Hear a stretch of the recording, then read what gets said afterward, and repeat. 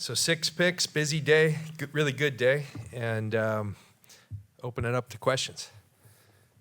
I guess the one thing you look at this, you guys did not take an offensive lineman. So what does that tell us? There wasn't one there that would fit. We would love to take an O-lineman, but it just draft didn't work out that way. Yeah, I think even in the first round, in a year that was very limited, especially at the tackle position, a lot of them went early. There was a huge run early.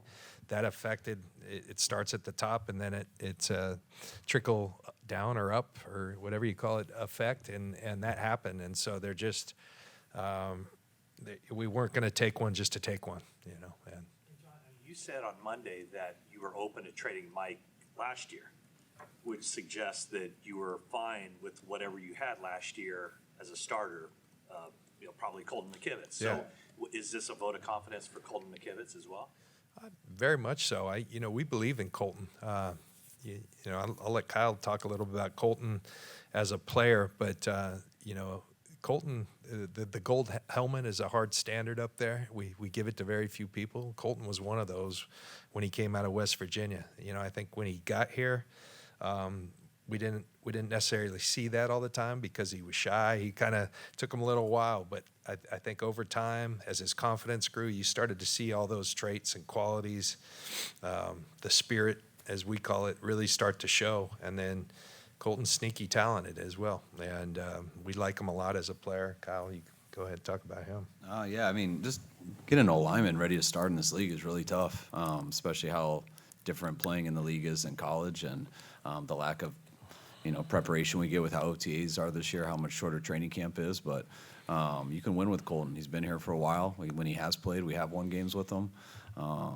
Did a hell of a job last year helping us, or 2 years ago, getting into the playoffs when he had to start unexpectedly versus the Rams in 2017, I think. But, I look at Colton very similar to how Jake was last year. We felt very good about Jake, but you never know until they get out there a ton. And you look in the draft to add depth, and you always want to, if there's someone there that falls in that you think can beat out your starter, that's a good pick. But it's not easy to find a guy at pick 99 or later who can beat out Colton McKivitz, just like you don't just find anyone for Jake Brendel last year. So when you have guys who've played and you practice with a lot and you have an idea about them, I get how not everyone else knows about them as much because they haven't seen them, but, we were going to that draft hoping to find depth and hoping to find some competition, but to go into that draft and to think you're going to find someone to start over someone like Colton, or as good as Colton can be and has been, would be very unusual. The other thing I'd add, Matt, big shout out to R.J. Gillen and his staff. You go get a guy like Matt Pryor, who started games and played at a high level. Last year wasn't as good. Whatever happened in Indy, I think their O-line struggled as a whole. They moved him over to the left side. He didn't play as well, but we think Matt Pryor is a guy who's shown that he can play. So that gives you, at least whoever we draft better be able to beat him out, and we didn't see that happening. And that's the hardest thing too. When in order not just to play, you talk about Colton because but Matt Pryor, we brought in free agency, who we liked 2 years ago too, and then you got Jalen Moore, who's been our swing tackle for a couple of years, who's played in games. So it's not only finding someone who can have a chance to compete with the starter, which we feel we brought in some vets to do that, but if they can't compete with a starter, they have to beat out those vets to make the team. And when you look at a draft and you look at O-linemen and you're sitting there and your first pick's at 99 all the way down, we're not just talking about who can come start at a position. We're talking about who do we think can make the team. And you compare that to every single position. We believe the kicker for sure could. That's probably why it was the pick there. You see the safety, but we'd love to get depth at every position, and we can at every position. But we also got a good team that does have some depth, and our first goal is that we hope that these draft picks can make our team, which is easy to do. The only defensive lineman you guys drafted was Beal, the defensive end. So what do you see out of him, and how does he fit in? Yeah, Beal's a really, really gifted athlete. You rely a lot on relationships in this thing, and Kirby Smart's been good to us. He's got a lot of players. Kirby was a safety, and we kind of bonded over that. But, Kirby said someone's going to get a really gifted and talented player if they just let this guy hunt QBs and set edges. And when he said that, that's exactly what we do. He's not really good at going back and all that stuff. He could do it, but what Kirby said there really resonated. Our eyes saw the same thing. Ran a 4.47 so he adds speed. He's in the 6'3", range, but he's got 34 and 5-inch, so he's got that length you look for. GTFO. That's right.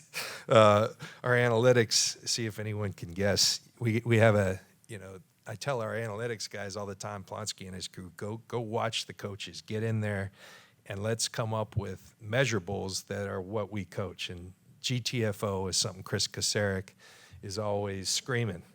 You guys know what it is?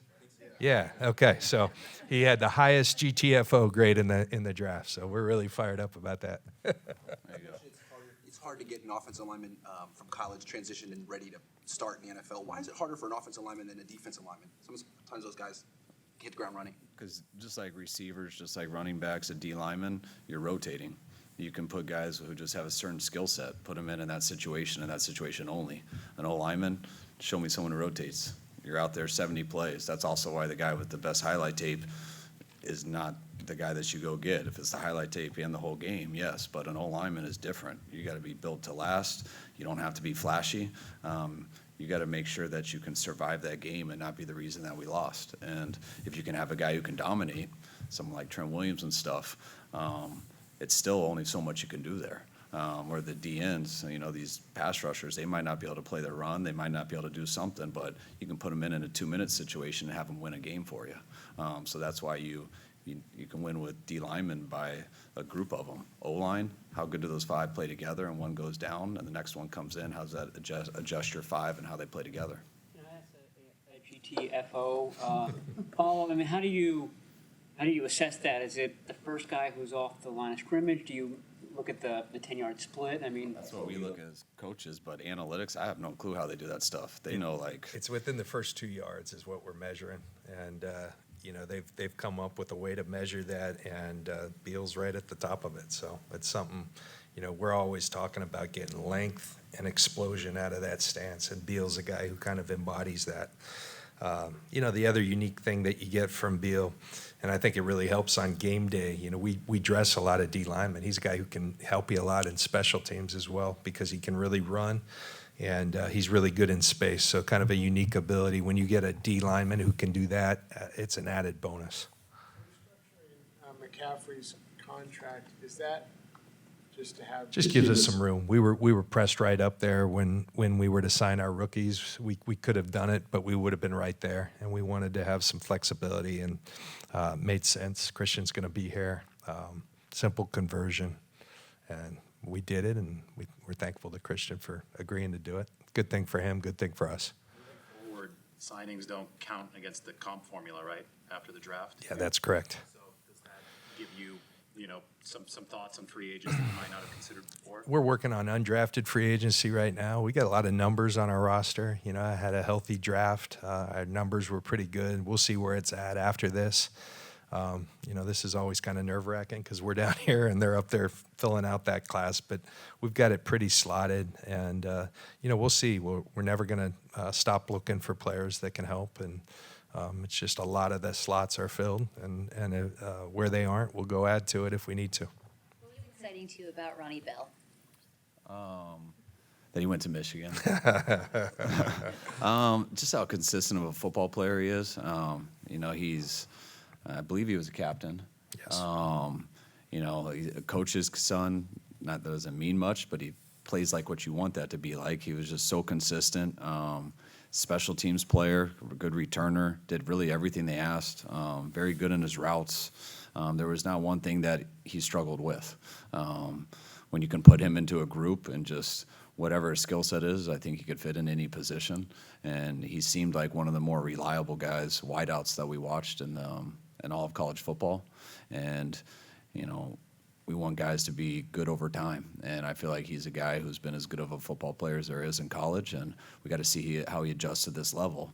But if he can play at this level the way that he did in college, we're going to have a really good football player. Yeah, I think not the biggest package, but a real tough, physical, gritty player with the ball in his hands. Made a lot of big plays in big moments. The return ability is a big thing. We had Ray, and behind Ray, we didn't really have BA's done it before, but we wanted another returner. But really, he made it just on those traits. He's a guy that the more we watched, the more we liked, and did it at the right times too. So Ronnie was a great addition. What is it about Braden Willis that made you want to take a second tight end? Really, that we had him ranked really high. Everybody always says this, but we had him kind of in the 5th round grade, and so when he was still around, it made a lot of sense. He's got a lot of versatility to his game. He's a guy who kind of embodies what we like in terms of after the ball's in his hands, he can do some special things, play some tight end, play some fullback, a nice tool that to move around. Made a lot of big plays for Oklahoma. Former quarterback, real smart, cerebral kid. You can put a lot on him. So when he was still there, it just made sense for us. I think last night you kind of referred to Brown potentially being a succession plan for Gibson, like Hufanga was for Tart. You've had other guys like that. Banks did that. Drake Jackson, I guess, would be doing it this year. When you get guys at this point where you're bringing guys in that are kind of maybe doing that, aren't going to necessarily start right away, how can that year help them, maybe set them up for that future kind of succession? I think it's really good when you have someone like Gip there to watch, someone who's done it for a while, who's done it, who's succeeded in this league when his skill set was at the top of his game, and as he's gotten older, you've seen nothing change. So like Gip, the pro he is and everything, when you can sit and watch that, it really helps you learn how to play. But, when you look at like Banks and stuff, O-line is a little tougher because there's not many other places to do it. So you really sit there and you want them in case there's an injury, but you're kind of just hoping they can develop and learn the game and practice and stuff so for the next year. When you take a guy like a safety who you believe does have that capability, hopefully he pushes the whole group this year.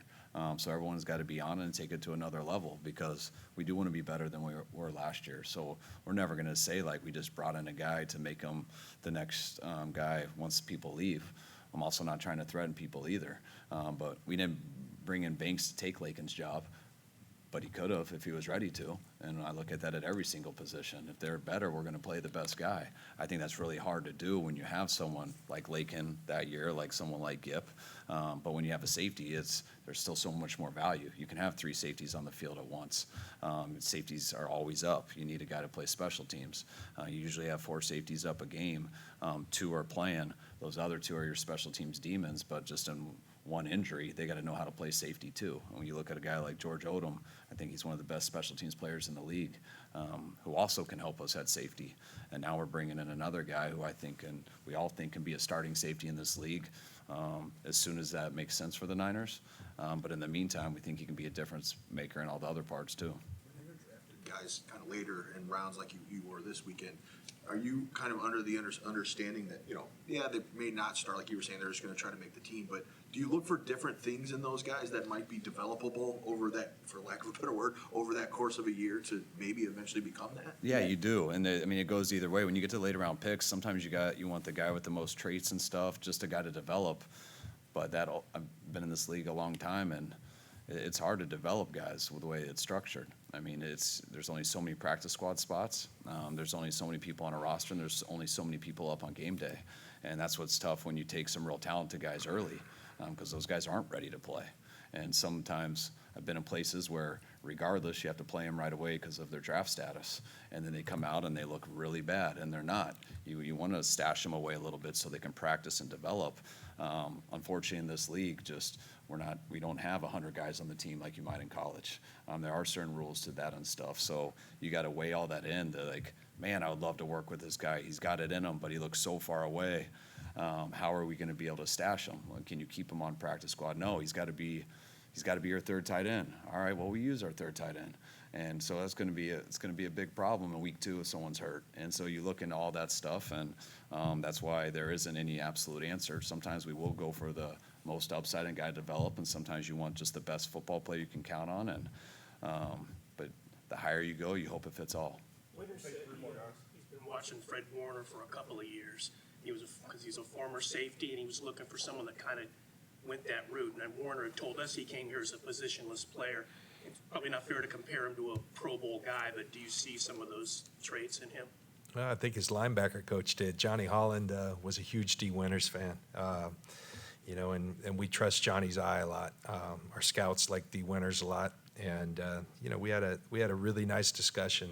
We ended up with Jalen Graham. The reason we drafted Jalen Graham when we already had a linebacker was because we were kind of torn. All right, D. Winters, Jalen Graham. Ultimately, D. Winters won out, and so when he's still there at the end, you go get Jalen Graham. We liked them both. D kind of fits who we are. A player that drew some comparisons. Comparisons are dangerous because you got to go do it, but similar traits to Dre Greenlaw, you know, similar suddenness to his game. You know, I had the advantage. TCU was a heavily scouted school by me, selfishly, because my daughter Lily goes to school there.